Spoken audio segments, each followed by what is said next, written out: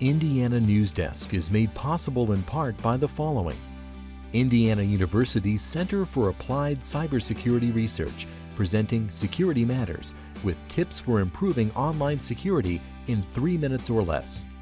Main Source Bank, headquartered in Greensburg, Indiana, offering products and services to fit every stage of life. More information at mainsourcebank.com. Main Source, life needs a great bank. Member FDIC and equal housing lender.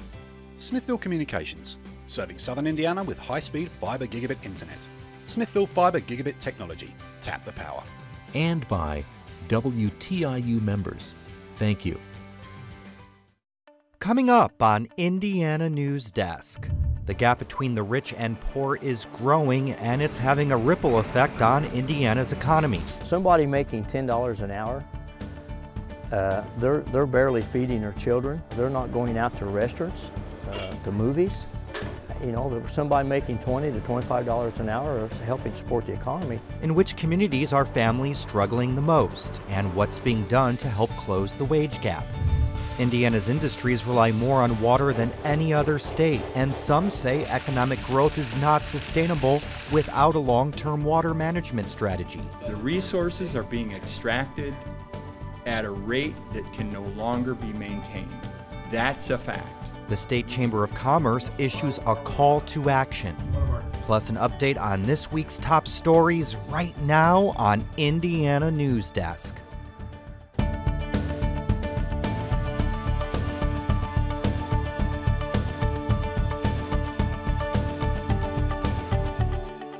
Hello, I'm Joe Wren, and welcome to Indiana News Desk. Jobs created in the last 5 years on average pay 23% less than they did before the recession. And while many people in lower income brackets are working for less, those in the upper class are seeing their wealth increase. In Indiana, the picture is similar. While a few cities are bucking the trend, the majority have seen a large increase in the wage gap. Gretchen Frazee reports on the economic factors playing into that and what the future holds for working class Hoosiers. Local economies, where these come from. Dane Straley worked as an electrician in Terre Haute for 26 years before becoming the business manager for the local electrical workers union. Over the years, he's seen and experienced the ebbs and flows of the market. Some years, there's more work to be done, and the pay is better. But he says in recent years, the average salary has dropped dramatically. Approximately 45% of the wages, household wages in Bloomington and Terre Haute area are less than $35,000 a year. That's just drastic to the local economies. You know, that won't support the local economies. That's barely above poverty level. In fact, numbers from a U.S. Conference of Mayors report released this week show there are twice as many families in Terre Haute earning less than $35,000 a year than earning more than $75,000.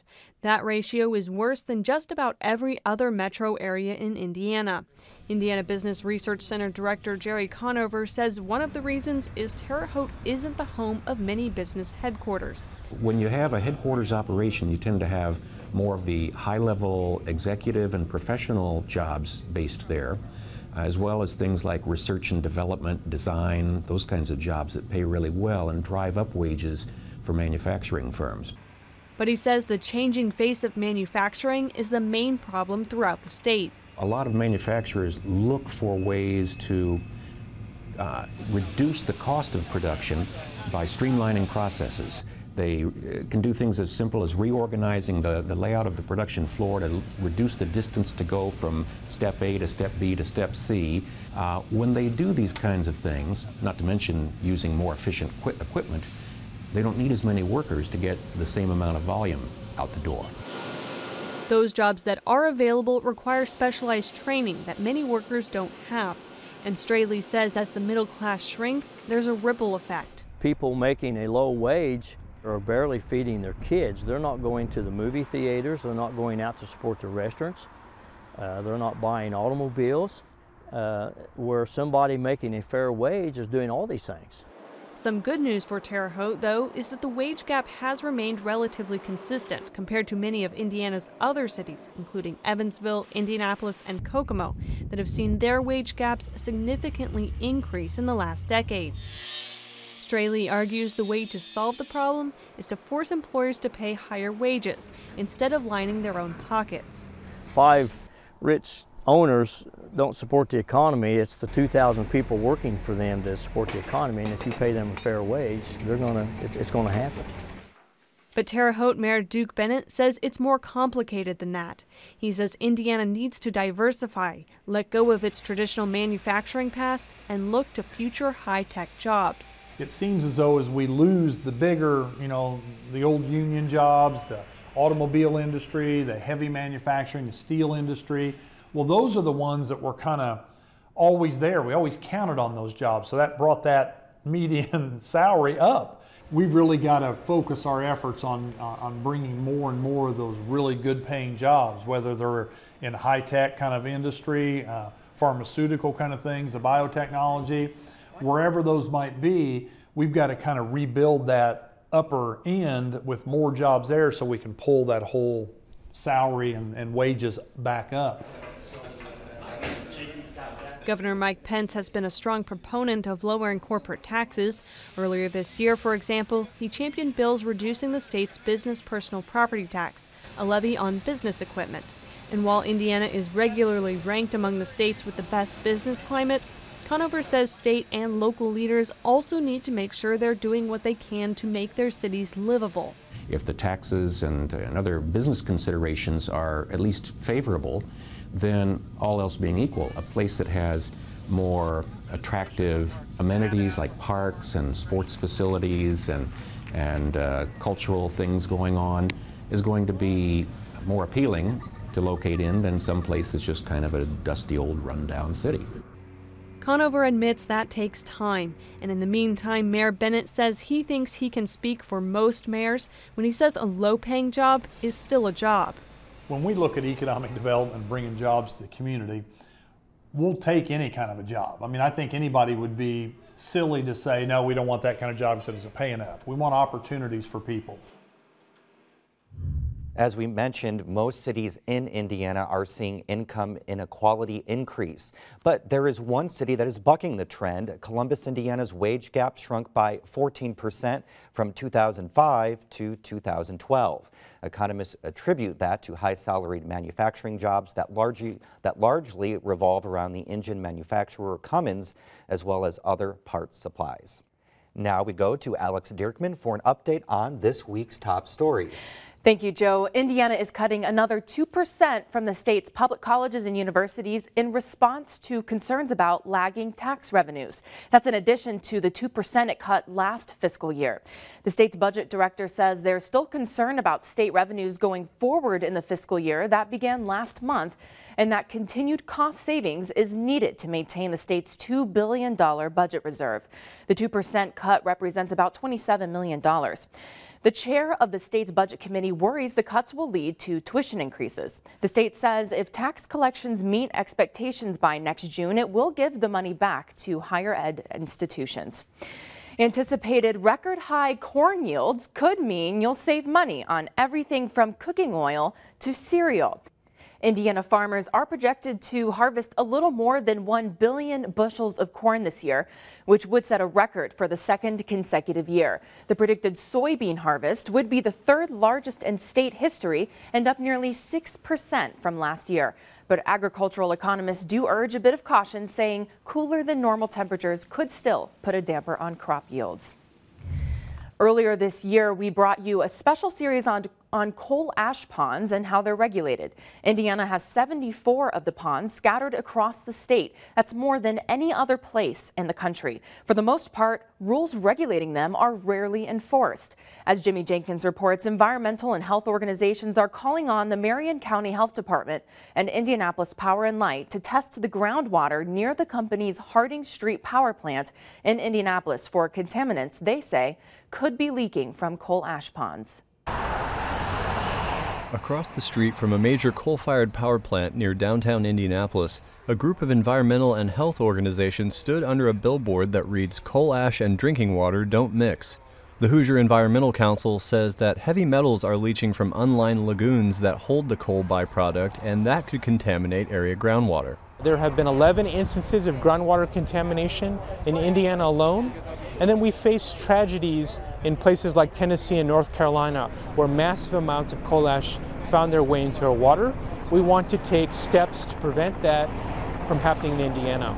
The Indiana Department of Environmental Management in April tested water in a sand and gravel pit just south of IPL's coal ash ponds near Harding Street. The tests showed high levels of boron, a metal that has been linked to seizures in children and digestive problems in adults if consumed in high enough concentrations. In a statement, Indianapolis Power and Light says it is committed to operating and maintaining all of its ash impoundments safely. The company also points out that the groundwater aquifer located near the Harding Street Generation Station ash ponds does not serve as a public drinking water source.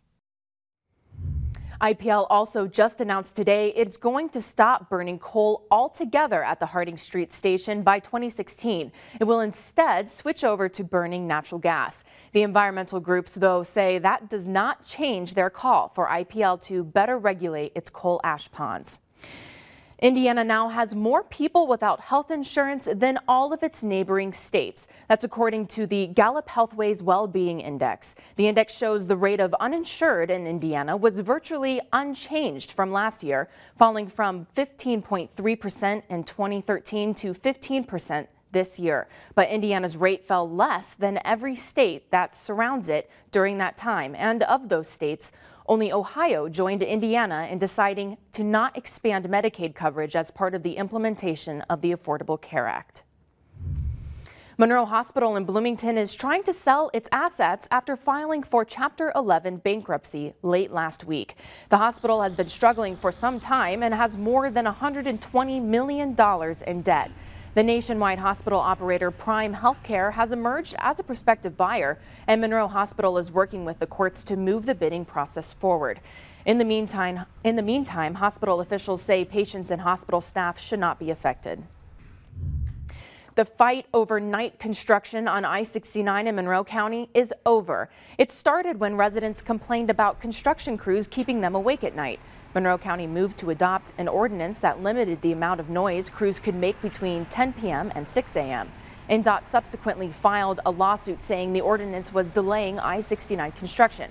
Monroe County commissioners voted last week to amend the ordinance, essentially exempting any noise made during I-69 construction.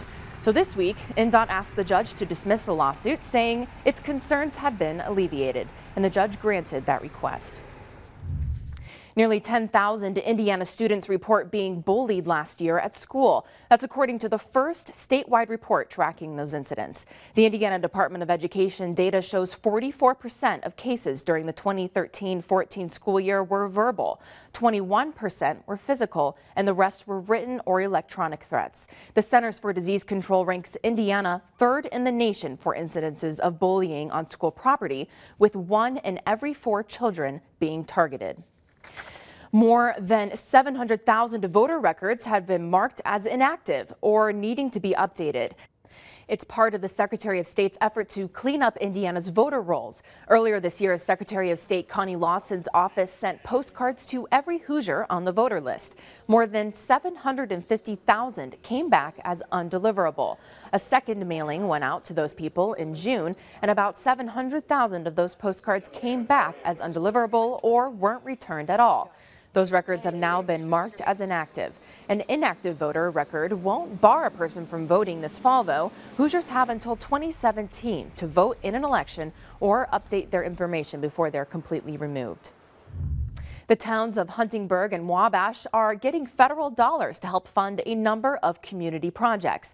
They're the latest towns to be designated as stellar communities and were chosen from 6 finalists. The state program, now in its 4th year, aims to help cities and towns around the state accomplish long-term community planning and development projects.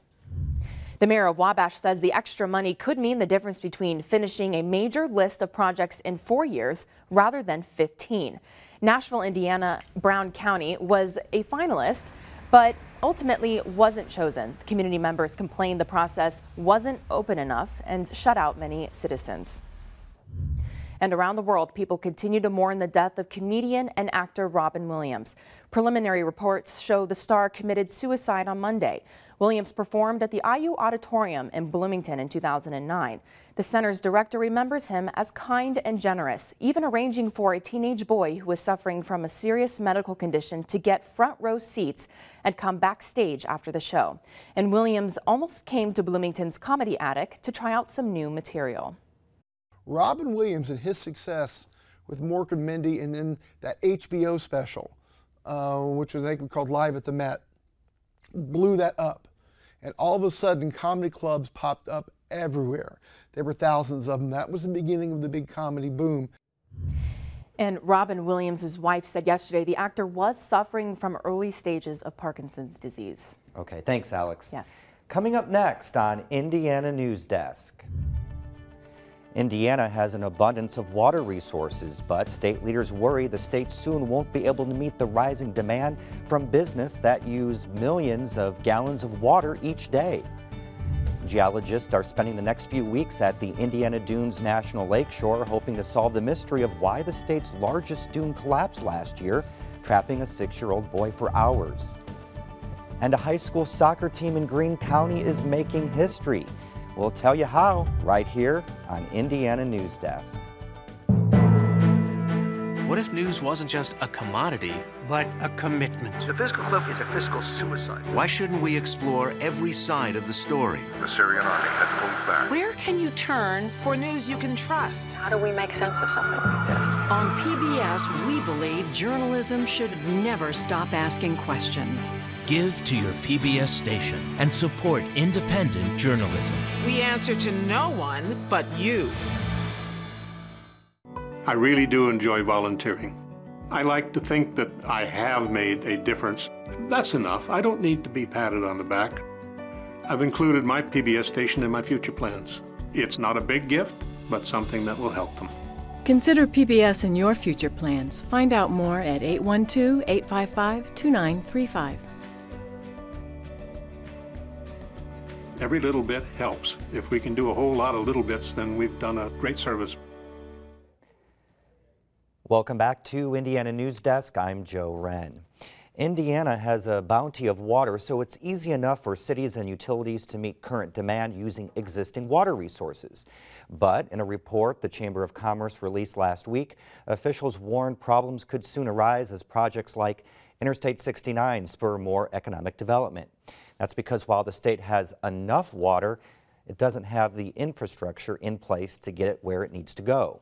As Casey Kuhn reports, Chamber officials are calling for a statewide water management plan to address those issues. But whether that happens depends on if the legislature decides it's a priority worth funding. 16% of jobs in Indiana are tied to manufacturing, and that number is growing as companies recover from the recession and others decide to relocate here. But what makes Indiana so attractive? Water. A report last year from the University of Michigan found Indiana's manufacturing-intensive economy is more dependent on abundant sources of water than any other state in the country. Without water, we wouldn't be able to operate our saws. It's harvesting season here at B.G. Hoadley Quarries. Owner David Fell says on days like this, he could use up to 500,000 gallons of water. We fill up our reservoir in the back of the mill, and from the reservoir then we draw water for our saws. Here at the quarries, they use a lot of water. They use almost 500,000 gallons a day. That's almost 15 swimming pools. Several years ago, the state labeled B.G. Hoadley as a significant water withdrawal facility. By definition, that means it can pump at least 100,000 gallons of water per day, or about 70 gallons per minute. When a facility gets this classification, it's subject to increased monitoring from the State Division of Natural Resources. Indiana has a program, and has since 1985, of registering and requiring the reporting of water use by significant water withdrawal facilities. The DNR keeps data on all the wells in the state, so at any given time the agency knows where water is being used and for what reason. Yeah, we're going to... Hydrogeologist Jack Whitman was the lead author on the water resource study. He says the state could better understand how to manage its groundwater if it made use of the data it already has. We have to pay attention in a way that we haven't ever before. So what we're going to have to do is to make use of resources that have really just sat idle. Imagine a road no one drove on. That's basically what we're talking about.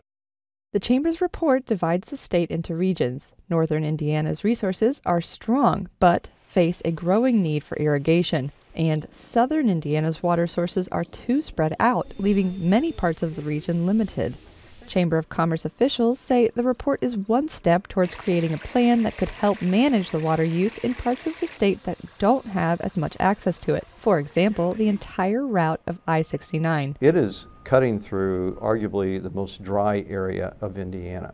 There's not good water resources along there unless you get over near the waterways themselves, but you can drill a long way through rock and not get much water at all. So it's going to be critical to figure out a way for that corridor to get water up and down the corridor to be economically developed. The Chamber says cooperation and coordination between the counties and the local businesses, such as Fells Quarry, are key in establishing a water resource plan. This is very much a ground-up suggestion. This is not a top-down idea. This is really about providing the information about aquifers, rivers, etc., but then allowing the regions to provide their own perspective and priorities about how that water should be used. Without an established water supply plan, Griffin says businesses might not continue to be as eager to relocate or expand in Indiana. We like jobs, we like business, we want to grow business, keep business here, and the fact is that Indiana has great water resources. Griffin says the Chamber will look to legislation next year to keep looking into water management and how to fund it. There will probably have to be legislative action to empower whatever that entity is to go to these people and say, we need to see this data and make that happen. Back at the quarry, Fell says it wouldn't do him any good to worry about water now. He has plenty. He tries to just put it in the back of his mind and remain hopeful that the state will come up with a plan before there is a problem. For us, until I'm sure we're pushed to the edge, we're not going to look at it any more seriously than we are now, but we have to have water. The Chamber suggests that if action isn't taken in the next 20 years, Indiana will face serious water challenges. Projected numbers the Chamber put out to begin funding the next step in water data collection could start at $10 million a year. National Park Service officials say they still don't know what caused part of an Indiana sand dune to collapse and bury a 6-year-old boy last year. The boy survived after being trapped under the sand at Mount Baldy in Michigan City for hours. As Barbara Harrington reports, geologists plan to spend the next few weeks on the dune trying to figure out how it happened.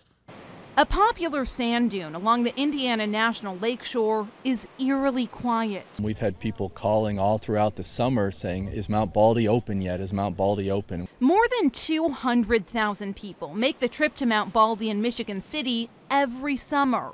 But that changed last year. And this orange cone is a reminder of why. It would be described as a miracle. I mean, even just the fall is one thing, but then you worry when sand collapses, there usually is not a lot of void space. So it really is a miracle that he was able to survive and is doing so well. 6-year-old Nathan Weisner became buried under 11 feet of sand when the dune collapsed. Since then, Mount Baldy's remained closed to everyone except geologists who started work on the dune this week. Geologists do their work by opening up the earth, and when they were rescuing Nathan, emergency responders were on site. It wasn't time for researchers to be there, and the hole needed to be closed up for safety reasons immediately after.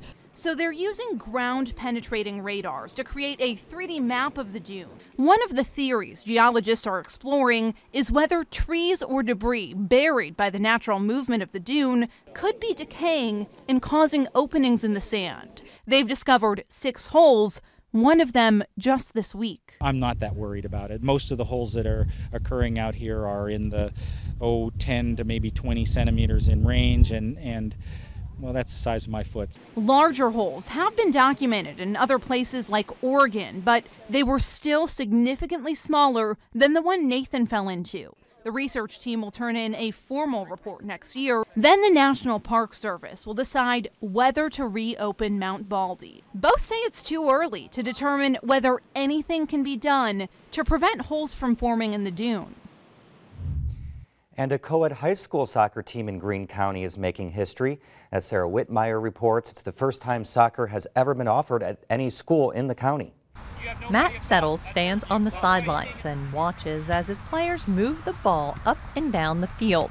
Many of these kids have never before played the game. It's been a tough and a very long process, but it's happening, and it's exciting to really see that, you know, the soccer team's going to happen. This is the first time there's ever been high school soccer anywhere in Greene County. It kind of brought me to tears because I've played since I was 3 in county league and travel teams, so having it at my school and practically my second home makes it such a big deal for me, and I can't wait for the season.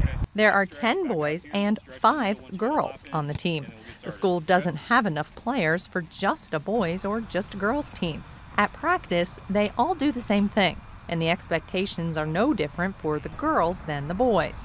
And they'll be playing against other boys teams throughout the state. The first of those games is next Friday in Evansville. That's the end of this program, but our work continues online as we cover the news in Southern Indiana throughout the week at WTIUnews.org. Have a great weekend. Indiana Newsdesk is made possible in part by the following: Indiana University's Center for Applied Cybersecurity Research, presenting Security Matters with tips for improving online security in 3 minutes or less. Main Source Bank, headquartered in Greensburg, Indiana, offering products and services to fit every stage of life. More information at mainsourcebank.com. MainSource, life needs a great bank. Member FDIC and equal housing lender. Smithville Communications, serving Southern Indiana with high-speed fiber gigabit internet. Smithville Fiber Gigabit Technology. Tap the power. And by WTIU members. Thank you.